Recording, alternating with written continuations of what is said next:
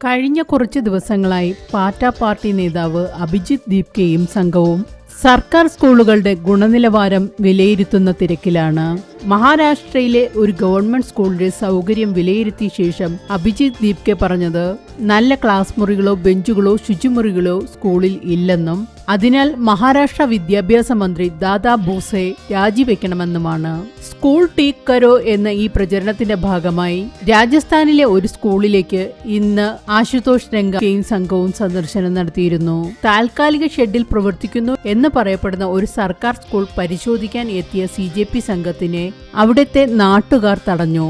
അവരുടെ അഭിപ്രായത്തിൽ തങ്ങളുടെ നാട്ടിലേക്ക് ഇത്തരം ആസൂത്രിത സംഘത്തെ കയറ്റാൻ താല്പര്യമില്ല എന്നാണ്. എന്നാൽ നാട്ടുകാരുടെ അഭിപ്രായം മാനിക്കാതെ CJP പ്രവർത്തകർ മുന്നോട്ട് തന്നെ പോയി. എന്നാൽ ഇതൊടുവിൽ ഉന്തും തള്ളും അടിപിടിയിലും അവസാനിച്ചു.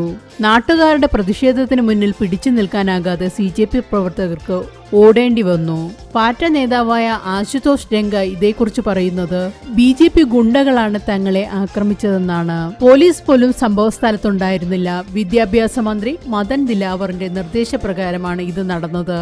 ഞങ്ങളുടെ വോളണ്ടിയർമാരുടെ കൈകൾ ഒടിച്ചു, ഞങ്ങളുടെ വാഹനം അടിച്ചു തകർത്തു, അവിടെ കല്ലേറുണ്ടായി, ഞങ്ങളുടെ ടീമിലെ സ്ത്രീകളെയും ഉപദ്രവിച്ചു. ഇത് മുൻകൂട്ടി ആസൂത്രണം ചെയ്തതാണ്. ഈ ഗുണ്ടകളെയെല്ലാം 48 മണിക്കൂറിനുള്ളിൽ അറസ്റ്റ് ചെയ്യണം എന്നാണ് പാറ്റ പാർട്ടിയുടെ മുന്നറിയിപ്പ്. എന്നാൽ രാജസ്ഥാൻ വിദ്യാഭ്യാസ വകുപ്പ് സർക്കാർ സ്കൂളുകൾക്കുള്ളിൽ അനധികൃത പ്രവേശനത്തിനും മാധ്യമ പ്രവേശനത്തിനും ചിത്രീകരണത്തിനും കർശന നിയന്ത്രണങ്ങൾ ഏർപ്പെടുത്തിയിരുന്നു.